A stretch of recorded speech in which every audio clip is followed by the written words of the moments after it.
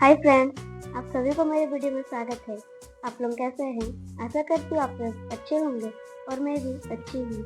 रोजाना की तरह आज भी एक नई मेहंदी डिजाइन लेकर आई हूँ, साथ में एक शायरी भी लाई हूँ। चलिए शायरी शुरू करते हैं।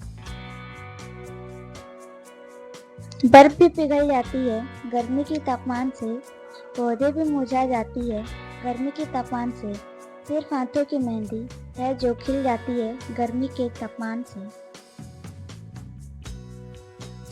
बातों बातों में सब कह दिया, कभी शायरी तो कभी मेहंदी बना लिया। सबको शुक्रिया जिसने जबार्ट को सब्सक्राइब कर लिया। Thank you.